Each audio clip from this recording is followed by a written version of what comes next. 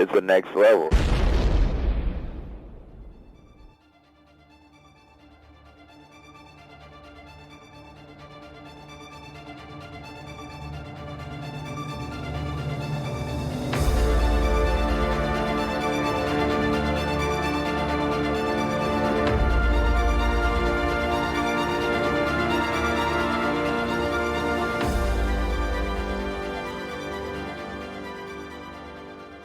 Hey, panelers, welcome to the show. I'm Steve. And hi, I'm Lara. That's right. This evening I am joined by the wonderful Lara. She is one of our Z-Head companions and does a little bit of podcasting. And so Lara and I are hopefully going to be able to be with you here for all of The Witcher over the next few weeks. We'll cover an episode a week. If we decide to accelerate that, we will let you know, listeners. But Lara, why don't you introduce yourself a little bit and tell us a little bit about yourself and what you think of The Witcher? Hi, I'm Lara. I've been listening to podcasts for a long time, and I've done a few, but I am a bit of a podcast novice, so go easy on me, gang. But I did watch The Witcher last season. I absolutely loved it. Truth be told, I never played the game or read the books, although I did want to read the books before the second season kicked off, but really just didn't have the time. So I'm only going by what's been on the TV show. I'm the same way. I've never played the game, never read any of the books. I've kind of investigated them a little bit, but I like the show so much that I just enjoy it and want to enjoy it for what it is. So, well, let's talk a little bit about season 1 and kind of where you remember where we left people off. I know we ended with the Battle of Sodden. Is it Sodden? Sodden. Whatever it is. Sodden had just finished, and our group, I'm going to say our group kind of won, I guess. Mm-hmm. But we have Yennefer, and she's missing, and that's where the first episode actually of the second season starts. And then we have Geralt and Ciri meet for the very first time at the very end of that season, right? Is that? Yes. Yeah, that was such a great ending. It really was. And it got us all excited for season 2. Mm-hmm. And so Yennefer basically blew the place up, dropped the mic, and disappeared. We don't know where she is yet. Yes. So we'll get to that when we get into the episode. And the only other character that we don't really get to know is I know in the previously on they showed where he sent Jaskier on his way and said we'll probably never see each other again. And so I don't know if we'll see him this season or not. Yeah, I'm definitely hoping for some Jaskier. He is my favorite character. I have a bit of a crush on him. Very cool. Well, that's good. Well, okay. Well, we can just get into it. The Witcher, this is going to be a spoiler-full podcast of at least the first episode of The Witcher Season 2. Now, I know, Laura, you have watched a little bit ahead. Yeah, I'll admit I'm up to episode 4, but... Okay. That's fine. I will not drop any spoilers. Okay. Well, we'll do our best, but definitely for episode 1, if you have not watched episode 1 yet, you need to stop, go back and watch episode 1 of season 2 so that you know kind of where we're at and what we're talking about. We don't spoil anything, at least from that episode for you. And the title of that episode is A Grain of Truth, and the IMDb synopsis was, Geralt sets off with Ciri on a journey that leads him to an old friend after the Battle of Sodden. Tissaia shows no mercy in her search for information. I'm going to say for information. Yeah. So, pretty quick and easy. What did you think of the first episode, Lara? I love this episode. It was such a great appetizer for the rest of the season. It's what I call, that one of those monster of the week episodes where it was a bit of a bottle episode, but we did get a lot of major points dropped that we're going to see develop throughout this season. And we got that while still having this fully realized story in one episode. And it was creepy. It was heartbreaking. A great start to season 2, I think. Yeah, I agree. It took my second viewing really to really love it.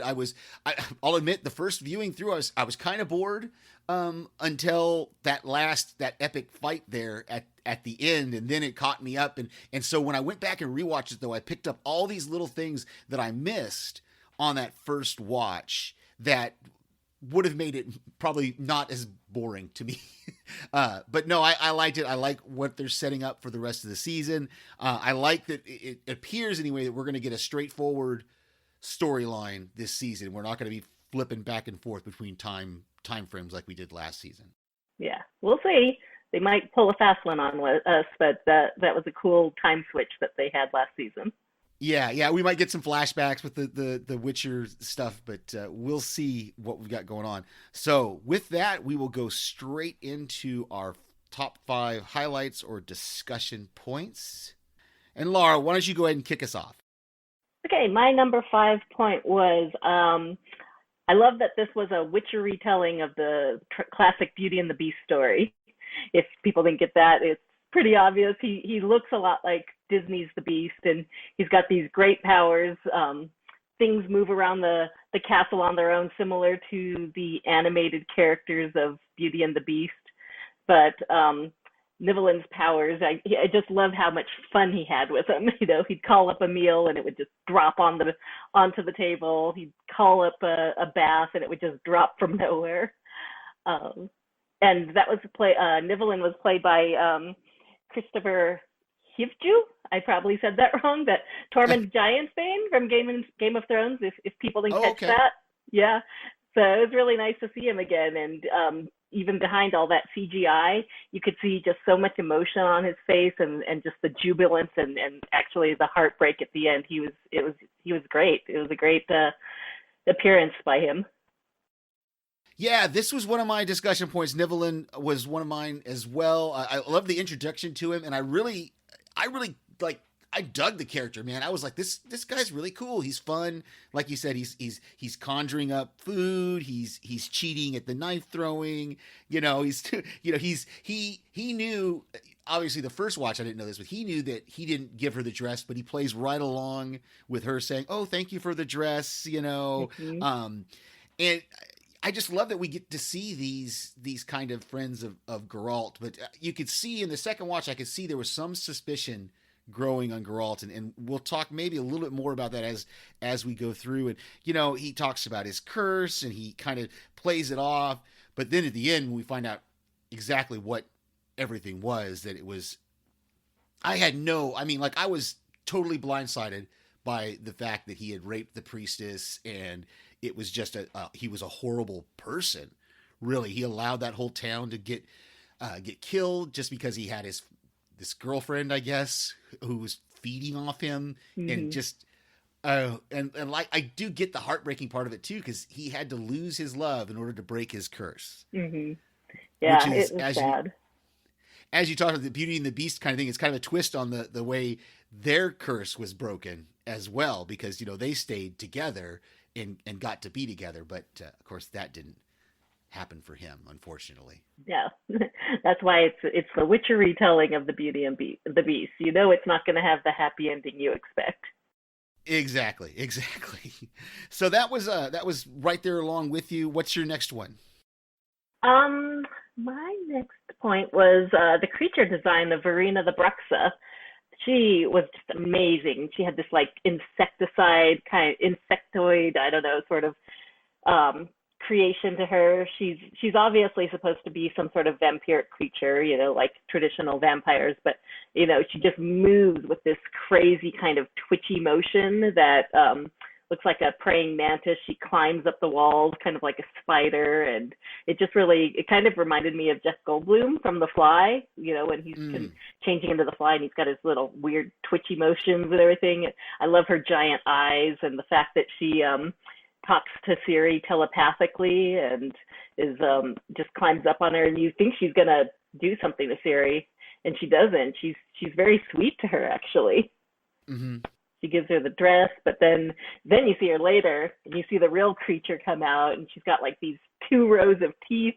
She turns into a bat. She's got these creepy motions where she can contort and twist her body. That was just amazing. I loved it. Yes, yeah, it was really, really cool. I had this later. I'll talk about the fight later with her, but yeah, this character again. It's one of those things that we get these different creatures that the Witcher has. are always fascinating to me, and I love to see them. Yeah, and a lot of them come from Eastern European mythology. The author Andreas uh, Spolowski. I knew how to say this before, but now I forgot. Andreas Spolowski. I will fix that by next episode. But he is Polish, and a lot of the creatures in the show and the games are from Eastern European mythology. Very, very cool. Like I said, I'll talk about Verena a little bit later as well when I get to some of my points. But so my next one really is I love this idea of Geralt and Ciri traveling to what I'm going to call the Witcher HQ.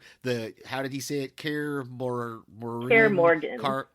There you go. I'll let you have that one. But yeah, I'm excited to see that, and actually, not spoiling anything. The next episode is titled Kaer, so hopefully we'll get to see that. Last season we only saw one other Witcher, right? And it was the one that was killed that he went and avenged. And so it's going to be cool to see that. I'm excited to see this we're going to get this kind of traveling again, just like last season, similar, but it's his traveling companion is Ciri now instead of Jaskier. So. I'm excited it's got that whole.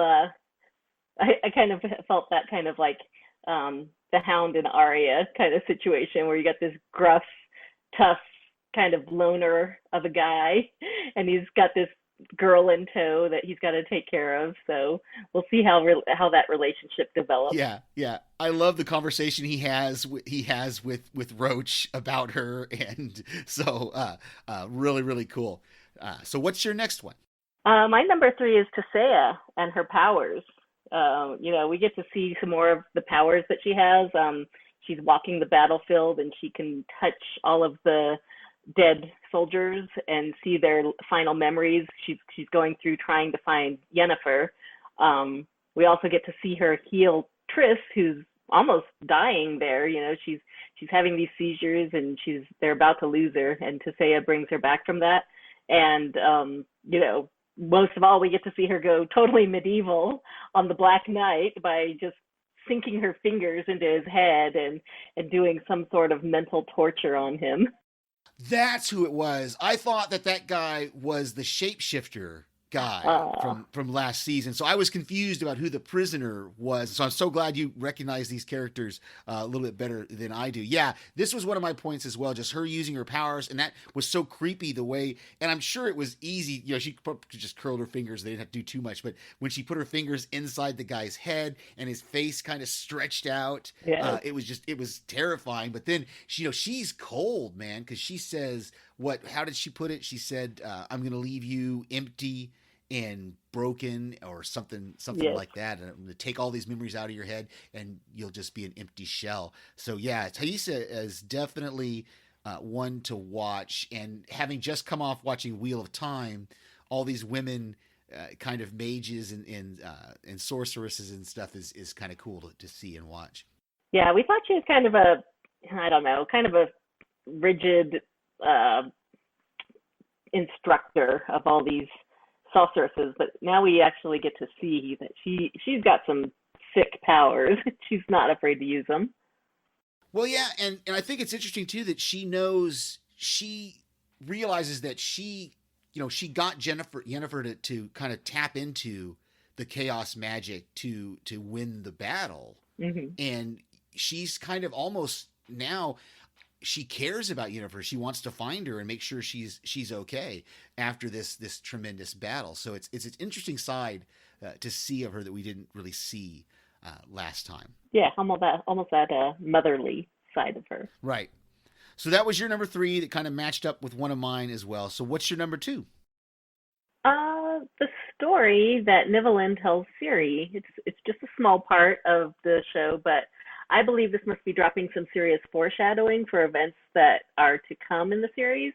And just a quick retelling of the story. It's called The Fall of the Elders, as he's spinning that candlelit carousel, and it says, the words are, "Elven hero, human mage, ordained by hate to kill, instead found love and ran away against their people's will.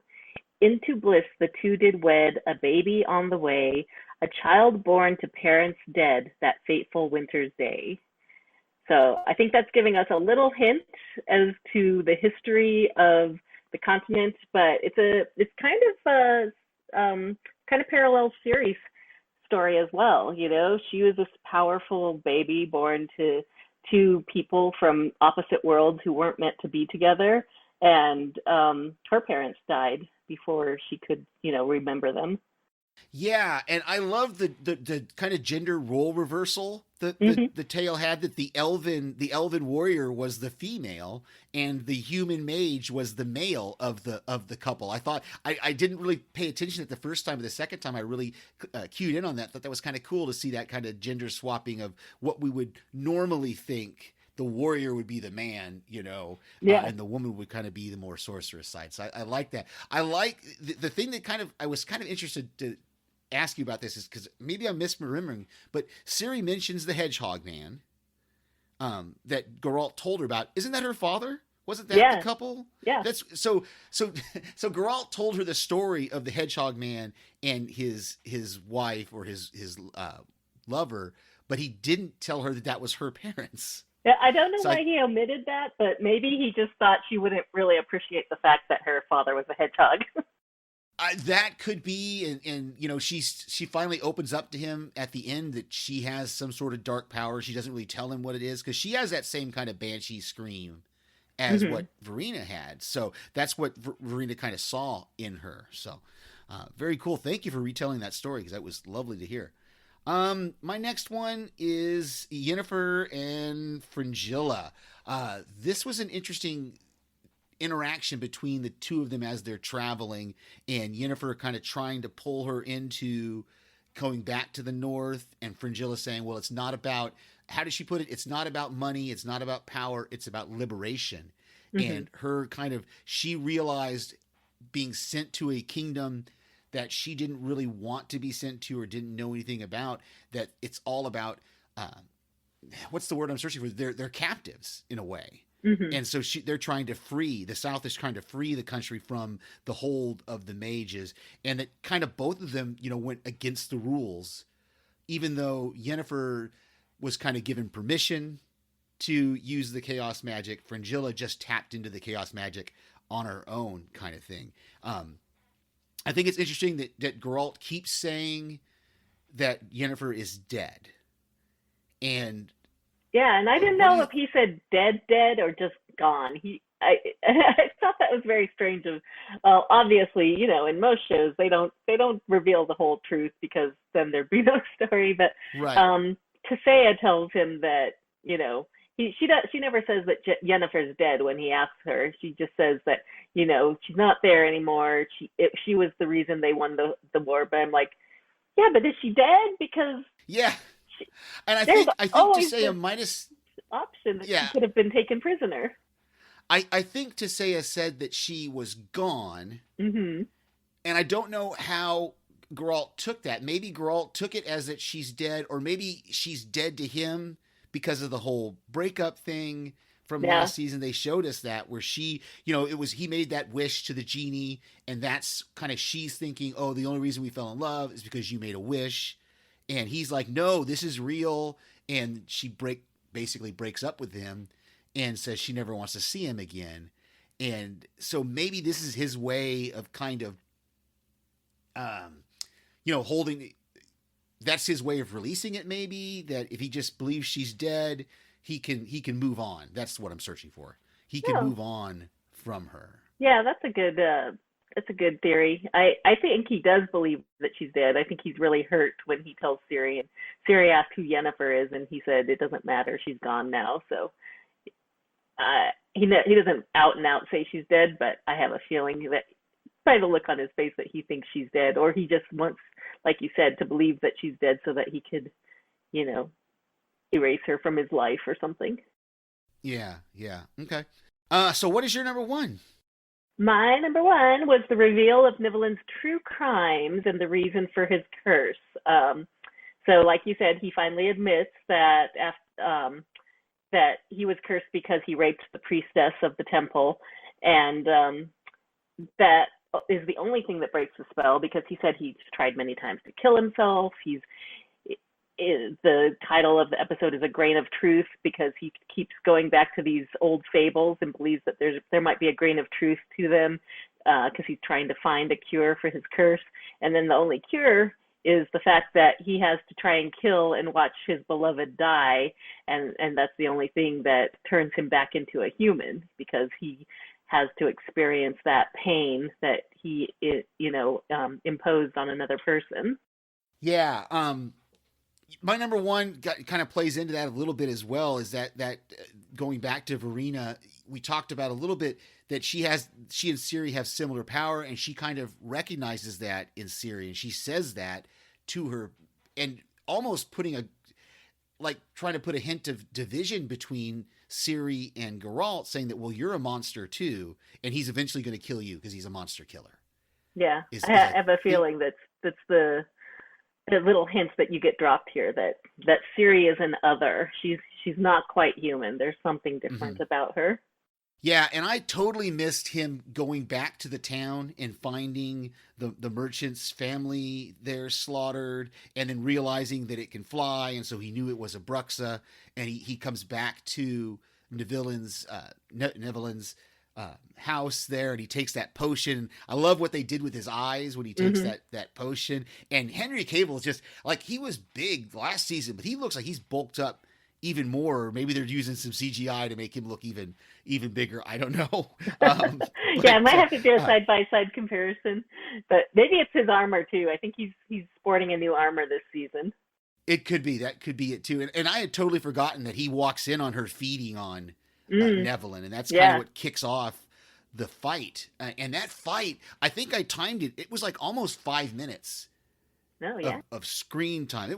That's a long fight for, but yeah, and I love you already mentioned the way she kind of twisted and contorted her body, and the sound effects they used with that. I loved those sort of insecticide noises that they had, their little like ooh, it sounds kind of creep me out more than even visuals sometimes.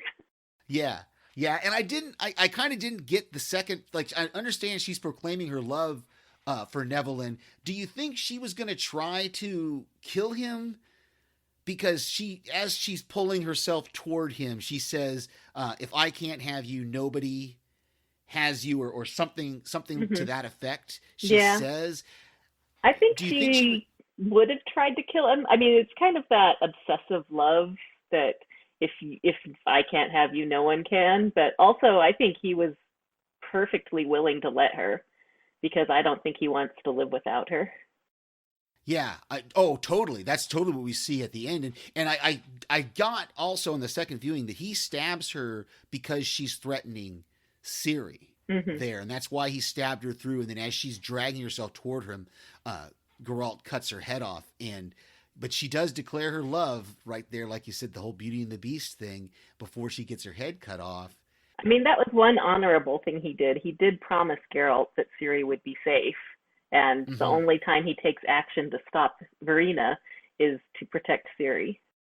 Right. Very good point. Yeah, and like you said, that actor, I didn't remember him from Game of Thrones, but he really does portray that anguish that he feels upon her death, and he's sitting there with the ashes in his hand. He's asking Geralt to kill him, and Geralt's like, well, you're mortal now, so you can do it yourself. And so I don't know if we'll see that guy again. I don't think so either, but I would love to. I love that actor. He was Tormund Giantsbane, who was desperately in love with the big woman. That's right. That's the guy he was. Now I'm connecting it. The red hair, because he had the red hair and the beard, and yes, he was a big guy. Fire. The giant woman.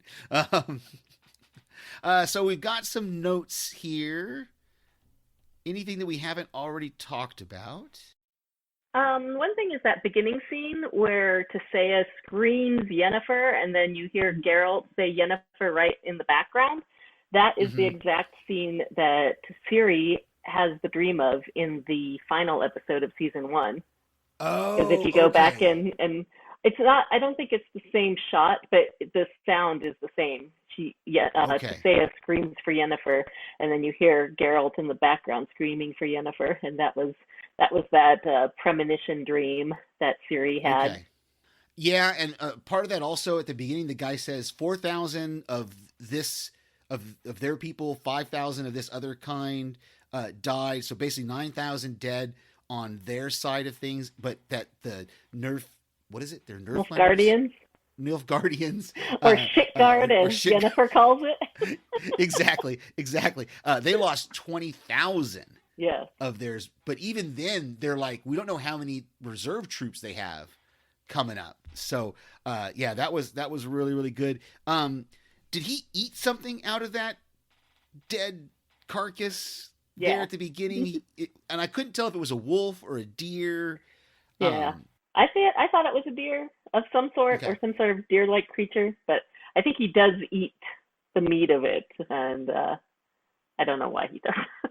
Well, and I couldn't get because I realized on the second watch when he does that he hears the screams of the Mhm. merchant family, and I don't know if that was meant to be that it was happening at the same time, and he's hearing it live, or that tasting that thing gave him the vision of what killed it, killing something else. I I wasn't. don't remember him hearing the screams, although I probably missed it, but I just heard like sound of like wings or some sort of like bird-like creature flying, and I think that's why he got freaked out. And he might have gotten something from eating the meat too. I'm sure he probably has expanded senses that way. So what else have we got that we haven't talked about? Oh, he uses axia. I didn't put that on there, but the little hand maneuver he used to calm Roach. Yes, I had that as one of my quotes. That was where she says magic like a druid, and he says not really. So very good. So we do have some quotes here. Why don't you go ahead and start do some of yours because I've done mine. So I have a few, just because I had to throw a Yennefer quote in there because she's so salty. I love her. Her at least conjure me up some decent food to eat before we get to shit guard. yes. My last one I already talked about the magic like a druid, and he says not really, is when he's talking with Nevelyn, and he says, I've lived through a whole dark age and 3 supposed end of days. It's all horseshit. Yeah, Geralt's been around a long time, even though it doesn't seem Mm-hmm. like it. I've got a few more fun ones here, and then some deeper ones. Nivelin says, "I need to drain the snake and hit the silk." Fun way of saying goodnight. And I'm done with this conversation, Geralt.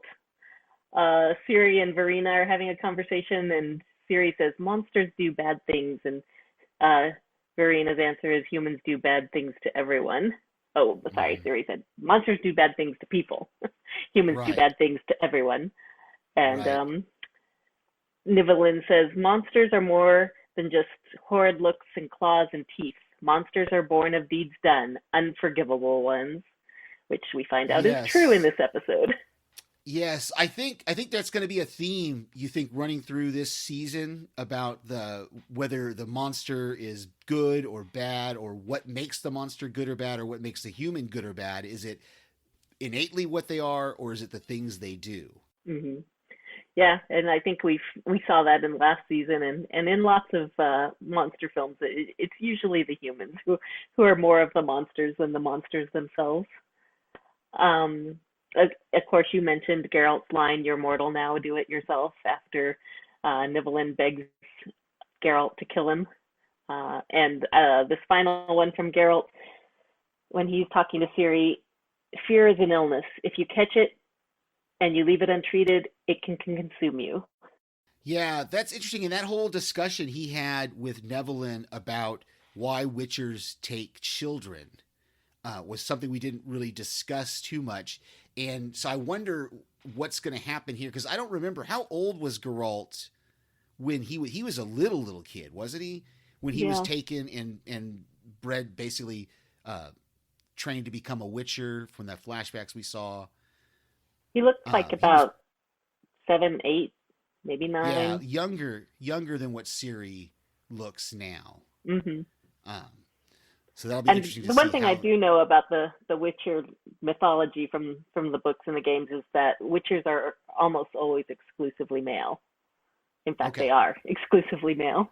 Oh, so that's gonna be interesting to see when we get to the Witcher HQ that see if there are any females or if how that's going to work. If they think he's trying to bring up Ciri as a Witcher, that will be interesting. I checked earlier. I did not see any feedback, any of our normal places. So don't have any discussion there. In comic news, the only thing I really had was that a new trailer for Marvel's Moon Knight on Disney dropped. I was a huge Moon Knight fan of the comics in the 80s. So I'm excited to see what they do with the character from the trailer. I watched it a couple times. It looks like they're kind of changing it up from what I remember it was, but we'll see. I'm excited for it though. What are you excited for coming out here in the next months or this year? I want to see Moon Knight too. I've actually never read the comics of Moon Knight, and I am a comics lover. I just never read Moon Knight, but I am an Oscar Isaac fan, so I am really excited to watch him in that. Other than that, I'm just really looking forward to possibly, going back and watching No Way Home again. I saw that in theaters and haven't been able to get back again, but I want to. I'm the same way. I saw No Way Home in the theater, and I have not had a chance to get back out and see it, but I definitely would love to try to catch it in the theater before it goes away here, but we'll see. Other than that, it'll be streaming here pretty soon, I would think. Yeah, but will it be on Disney Plus? Because it's a Sony property. I hadn't even thought about that, because I know how I'm going to get it, but... Peacemaker looks like fun. I've only seen the first 10 minutes, so I'm gonna have to go back and watch that when my kid's not around. Yes, you definitely, the kid can't be around for that one. I haven't watched this most recent episode that just dropped yesterday, but I've watched the other three, and they're really, really good. It's a different kind of show. It's a kind of like Invincible, kind of like The Boys in a way. It's got some body humor and a lot of violence and blood. And I haven't been able to talk about it with you yet, but I really liked Suicide Squad, the Suicide Squad from James Gunn. I'm assuming you enjoyed it. I did. I liked it. I've watched it I want to say 1.5 times. No, I think I have watched it fully all the way through twice now. So I think I watched it in kind of preparation for Peacemaker coming up, because I wanted to kind of remind myself of what that character was and what his deal was. So the Suicide Squad is really, really good. I'm excited. I wonder if they're going to bring back any of those characters into. We've got a couple of them already in Peacemaker, the TV show, but I wonder if they're going to bring any of those other heroes back. So I'm going to be interested to see how that plays out for the rest of the season. Well, I'd be excited for it just because I know that James Gunn is writing and directing at least the first episode of Peacemaker, and I'm a big James Gunn fan, so I'm willing to give it a shot because he does such great work with anything he does. Yeah, very, very cool. All right. Well, with that, we kind of wrap up with some podcast recommendations. What have you got? I have been really enjoying watching or listening to Watched It in the 80s. Our mutual friend Damien runs that show over there, and I am a child of the 80s, so they review lots of movies and TV shows from the 80s. It's a lot of fun and a lot of good nostalgia. Very, very cool. I didn't put any in the doc, but I know just the normal ones. A couple of our good friends are covering different things. Strange Indeed, I think, is taking a little bit of a break now that they finished up Dexter New Blood. Yellow Jackets has just finished up, but gosh, House Podcasting is going strong with the Book of Boba Fett and Cobra Kai. I'm excited every week to hear those. So if you're interested in those shows, check out House Podcastica, the Book of Boba Fett, and Cobra Kai. Yeah, I'm definitely excited to jump into Cobra Kai, and Boba Fett looks cool too. Yes, it's been really, really good. It's a fun ride. They're kind of Disneyfying it a little bit, but that's okay. We can all use a little Disneyfying, I think, in our lives. Well, as we always do, if you would love to, we would love to hear from you. You're listening to us on whatever podcast player of choice you choose, whether it's Spotify, Google Play, Apple Podcasts, or any of those other places. Just find us there. If you can give us a review, we would love that. You can check out our website when it's up at panels2pixelspodcast.com. Our Facebook group is facebook.com/panels2pixels. We are on Twitter as @panels2pixels. That's panels, the number 2 pixels. That's on Twitter. On Instagram, we are Panels2Pixels Podcast, just completely spelled out, all letters there on Instagram. We have an email address, which is panels2pixels1@gmail.com. We have a YouTube page, which is Panels2Pixels Podcast. So check us out there. Also, if you want to hear any of the other shows that are on the Next Level Podcast Network, you can check those out at nextlevelradioonline.com. Coming up next, you're going to hear me with Daphne. We're going to start covering Snowpiercer starting next week. You'll hear she and I will be doing season 3 of that show. And hopefully, Lara, I hope you've had a good time here. It's kind of a short one this week. But now we're going to have a full week to digest the next episode and hopefully get some good discussion for The Witcher season 2, episode 2. I am. I'm excited to get back. Very, very cool. But what else as we wrap up here? Where can our listeners hear you? Well, I don't know when it's coming out, but I should be on one of the upcoming Adrenaline Cinema podcasts with Mark, and we're going to be covering The Fifth Element. Oh, very cool. Multipath. And me, you can hear my voice right here on Panels to Pixels, but I send voicemails to various other podcasts, and they sometimes play them when they're coherent. Well, that's our show. Thanks, everybody, for listening. I'm Steve. I'm Lara. And we'll see you on the next panel. Good night. Good night.